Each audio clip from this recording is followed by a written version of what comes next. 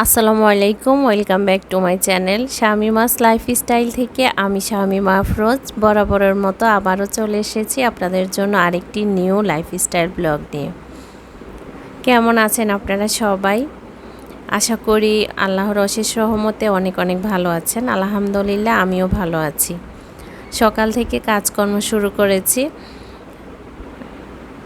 সকালে নাস্তাটা রেডি করে নিচ্ছি। আজকে সবজি রান্না করে নিচ্ছি, রুটির সাথে আজকে সবজি খাবো। আমার কাছে সবজি অনেক বেশি ভালো লাগে, আয়নের পাপারও অনেক বেশি পছন্দ। তো ভাবলাম আজকে সকাল সকাল উঠে আজকে একটু সবজি রান্না করে নিই, তাহলে সকালের নাস্তাটা হেভি হবে।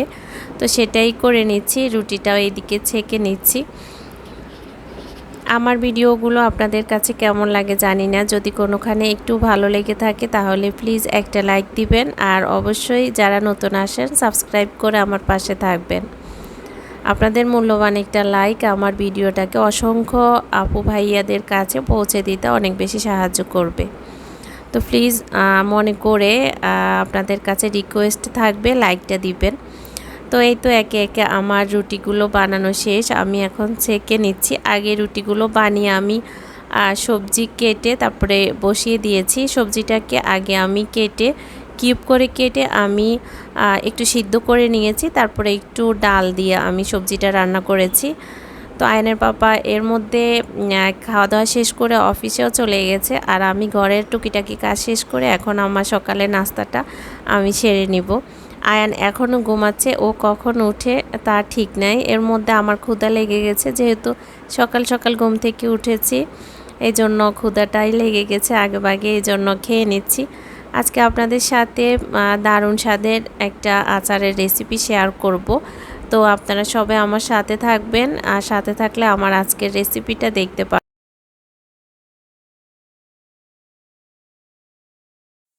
অনেক দিন পর আসলে সকালের নাস্তাটা অনেক মজা করে খেয়েছি। প্রতিদিনও খাই, কিন্তু আজকে সবজি দেখে খুব ভালো লেগেছে। আর এমনিতে আমি সকালের নাস্তাটা একটু কমে খাই, এদিক সেদিক করে ঘুরতে না ঘুরতে আমার দুপুরে খাওয়ার টাইম হয়ে যায়, তো দুপুরে একসাথে খেয়ে নিই। তো আজকে বলেছি আপনাদের সাথে আমি একটা রেসিপি শেয়ার করব, সেটা হচ্ছে কাঁচা আমের একটা আচার দিব। আমের সিজন তো প্রায় শেষের দিকে, এখন তো বাজারে দেখি পাকা আম চলে এসেছে। এবার আমার আসলে আমের আচার দেওয়া হয়নি। তো আমার বাসায় আমার এক প্রিয় ভাবি এসেছে, আসার সময় আমার জন্য কিছু আম নিয়ে এসেছে। তো আমি সেই আমগুলোকে ফ্রিজে রেখে দিয়েছি। তো ভাবলাম আজকে একটু আপনাদের সাথে একটা আচারের রেসিপি শেয়ার করি। আমি এখানে তেলের আচার দিব, একদমই টক আচার, আর খোসা সহ আমি আচারটা দিব। তো সেজন্য আমি যেভাবে কেটে নিচ্ছি আপনারা দেখতে পাচ্ছেন, ভিতরের আটিটা ফেলে দিয়ে আমি এখানে 4 টুকরা করে কেটে নিচ্ছি। আপনারা চাইলে আপনাদের সুবিধা মতো 2 টুকরাও করতে পারেন, মানে আমি করেছি 4 টুকরা বা 6 টুকরা, এভাবে করে নিতে পারেন। আমের সাইজ বুঝে আপনারা যার যার পছন্দ মতো সাইজ মতো কেটে নেবেন। তো আমি আমার মতো করে কেটে নিচ্ছি। আমগুলোকে আমি আগে ভালো মতো ধুয়েছি, আর তারপরে এখন আমি কেটে নিচ্ছি। আমের আঠিটা ভালোই শক্ত হয়েছে, আমার কাটার সময় অনেক কষ্ট হয়েছে। প্রথমে আমি ছুরি নিয়েছি কাটার জন্য, কিন্তু কাটতে পারিনি। পরে বটি দিয়ে আমি আমগুলো কেটে নিয়েছি। এখানে প্রায় 3 কেজি আমের মতো। তো এখন আমি আমগুলোকে ধুয়ে তারপরে যেহেতু কেটেছি, এখন আমি লবণ দিয়ে আমগুলোকে 10 মিনিটের জন্য আমি লবণ দিয়ে মাখিয়ে রাখবো, এতে করে লবণটা আমের ভিতরে যাবে আর খেতে খুবই মজা হয় এভাবে যদি আমের সাথে লবণ দিয়ে রাখা যায়। আমি আমের যে আচারটা দিব এটা কিন্তু আমি রোদে শুকানোর ঝামেলা ছাড়াই আমি এই আমের আচারটা দিয়ে থাকি। এই আচারটা আমার অনেক পছন্দের একটা আচার, আর সবচাইতে এই আচারটাই আমার অনেক বেশি সুন্দর হয়, মজার হয়। তো আমি 10 মিনিট লবণ দিয়ে মাখিয়ে রাখার পরে এখন আমি পানি দিয়ে দিয়েছি। আমের সাথে যে পরিমাণে পানি দিয়েছি যাতে আমটা একদম ডুবো ডুবো অবস্থায় থাকে। এখন আমি 2 টেবিল চামচ ভিনেগার দিয়ে আমগুলোকে আমি 1 ঘন্টার মতো ভিজিয়ে রেখেছি। এই আমটা এভাবে যদি ভিজিয়ে রাখি তাহলে রান্নার সময় আমটা খুলে যাবে না, নরম হয়ে যাবে না, আস্ত থাকবে, খেতেও অনেক মজা হবে। তো আমি 1 ঘন্টা পর এসেছি। এখন আমগুলোকে আমি একটা চাকনির মধ্যে পানিগুলো ঝরিয়ে নিব। তো সেটাই করে নিচ্ছি। এই আচারটা খেতে এত মজা হয়। এই আচারটা আমি মূলত খিচুড়ি বা পোলাওর সাথে খেতে অনেক বেশি পছন্দ করি। আবার অনেক সময় আচারি খিচুড়ির সাথেও আমরা এই আচারটা দিয়ে রান্না করি। তো আমি এই আমগুলোকে এখন একটা তাওয়ালের সাহায্যে ভালো মতো পানিগুলো যাতে আমের গায়ে থেকে চলে যায় সেভাবে চাপ দিয়ে দিয়ে মুছে নিচ্ছি। এভাবে করে 10-12 মিনিট পর্যন্ত আমি এভাবে চেপে চেপে পানিগুলো আম থেকে সরিয়ে নিয়েছি, যাতে আমের গায়ে কোনো রকম কোনো পানি না থাকে সেদিকে খেয়াল রাখতে হবে। এখন আমি 5 মিনিটের জন্য প্যানের নিচে রেখে আমটাকে শুকিয়ে নিয়েছি। আর এর মধ্যে আমি যা যা নিয়েছি, রসুন বাটা নিয়েছি, 5 ফোড়নের গুঁড়ো, সরিষা বাটা আর হচ্ছে মরিচ বাটা। এই আচারটার মূলত টেস্টটা আসে এই মরিচ বাটা থেকে। আমি মরিচটাকে আধো ভাঙা করে নিয়েছি ব্লেন্ডারে। তো আমি এখানে যে যে ইনগ্রেডিয়েন্টসগুলো নিয়েছি এগুলো দিয়ে আমি আজকের আচারটা রেডি করব। প্রথমে আমি এখানে একটা বাটিতে, আমি একটা কথা বলতে ভুলে গিয়েছি, এখানে আমি সরিষা 2 রকমের নিয়েছি, কালো সরিষা আর হচ্ছে সাদা সরিষা। তো আমি কালো সরিষা নিয়েছি 3 চামচ আর সাদা সরিষা নিয়েছি 5 চামচ, নিয়ে আমি একসাথে ব্লেন্ড করে নিয়েছি। এখন আমি অ্যাড করে দিচ্ছি 5 ফোড়নের গুঁড়ো। এগুলোকে আমি চুলায় একটু টেলে নিয়েছি। অনেকে কাঁচা বেটে দেয়, তো আমি টেলে নিয়ে তারপর গুঁড়ো করে নিয়েছি। আপনারা চাইলে মরিচ বাটাটা না দিয়ে মরিচের গুঁড়োও দিতে পারেন, তবে মরিচ বাটাটা দিলে টেস্টটা অনেক গুণ বেড়ে যায়। এজন্য আমি মরিচটা বাটা দিয়েছি। মরিচটা আমি আধো বাটা করে নিয়েছি, ব্লেন্ডারে করে নিয়েছি। তার সাথে আমি পরিমাণ মতো ভিনেগার দিয়ে 1/2 চামচ হলুদের গুঁড়ো দিয়েছি। এখন সব উপকরণ একসাথে চামচের সাহায্যে ভালো মতো মাখিয়ে নিচ্ছি। এখানে আমার যেহেতু 3 কেজি আম, তো সেজন্য আমার মশলাটার পরিমাণটা আমি একটু বাড়িয়ে নিয়েছি।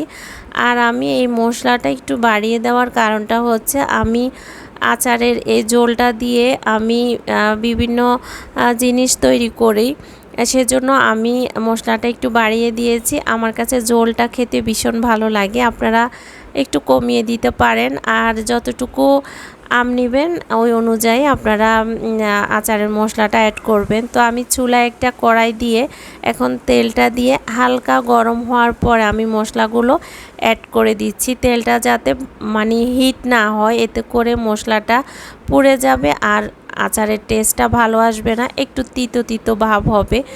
এখন আমি লবণ অ্যাড করে দিয়েছি। আমি লবণটা পরিমাণ মতো দিয়েছি, পরে আবার যদি প্রয়োজন হয় আমি আবার অ্যাড করব। যেহেতু আমি আমের সাথে লবণ দিয়ে আমি 10 মিনিটের মতো রেখে দিয়েছি, তখন আমের ভিতরে কিন্তু লবণটা ঢুকে গেছে, এজন্য আমি এখন লবণটা একটু কম দিয়েছি। পরে আমি চেক করে যদি প্রয়োজন হয় আমি অ্যাড করব। আমি কিন্তু চুলার আঁচটা একদমই লো রেখে আমি এখন মশলাটাকে ভালো মতো কষিয়ে নিচ্ছি, যাতে তলানিতে না লাগে এইদিকে কিন্তু লক্ষ্য রাখতে হবে। আর দাঁড়িয়ে থেকে এই আচারটা দিতে হবে। তো আমার অনেকটা মশলা কষে যাওয়ার পরে 15 থেকে 20 মিনিট আমি মশলাটাকে কষিয়ে নিয়েছি।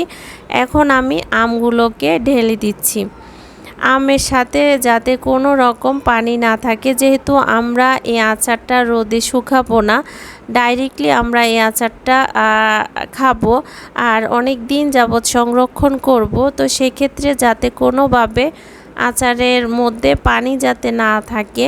আর আমি যে মশলাগুলো ব্লেন্ড করেছিলাম সেগুলোর মধ্যে আমি কিন্তু ভিনেগার দিয়ে তারপরে আমি ব্লেন্ড করেছি, কোনো রকম পানি আমি এই আচারের সাথে অ্যাড করিনি। এ পর্যায়ে আমি হালকা একটু চিনি দিয়েছি।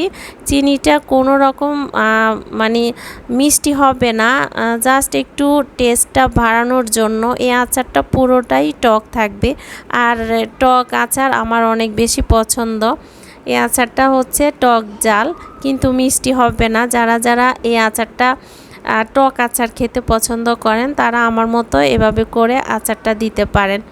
এই আচারটা খেতে এতটা মজা হয়েছে, বিশ্বাস করবেন না, একবার যদি বানিয়ে খান তখন বুঝতে পারেন। তো হালকাভাবে আচারটা কিছুক্ষণ পর পর নেড়ে দিতে হবে, আর চুলার আঁচটা একদমই লো রাখতে হবে।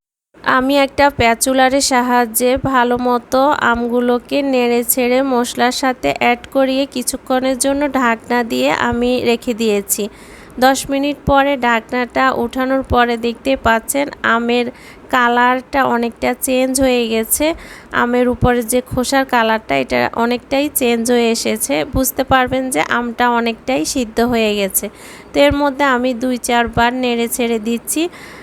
এই আচারটাকে কিন্তু তেলের আচার বলে, যদিও আমার এখানে তেলের পরিমাণটা কম হয়েছে, আমার বাসায় তেলের পরিমাণটা কম ছিল। তো আমি পরে তেল আনানোর পরে আবার তেল গরম করে আচারের সাথে অ্যাড করেছি। এই আচারটা তেল উপরে ভাসবে এরকম থাকবে আর কি। তো নাড়তে নাড়তে কিন্তু আমার আচারটা অনেকটাই হয়ে এসেছে। আমি একটা স্পুন দিয়ে দেখে দিচ্ছি আচারটা কিন্তু সিদ্ধ হয়ে গেছে। এই পর্যায়ে আমি আচারটা কিছুক্ষণের মধ্যে নামিয়ে ফেলবো। দেখতে পাচ্ছেন আচারটা একদম নরম হয়ে গেছে, কিন্তু আচারের যে টুকরোগুলো মানে আমের টুকরোগুলো কিন্তু ভাঙেনি, একদমই আস্ত আছে। এভাবে করে আচার দিলে আপনার আচার 1 বছরও কিছু হবে না। ফ্রিজে না রেখে আপনি বাহিরে নর্মাল টেম্পারেচারে আচারটা রেখে আপনি খেতে পারবেন।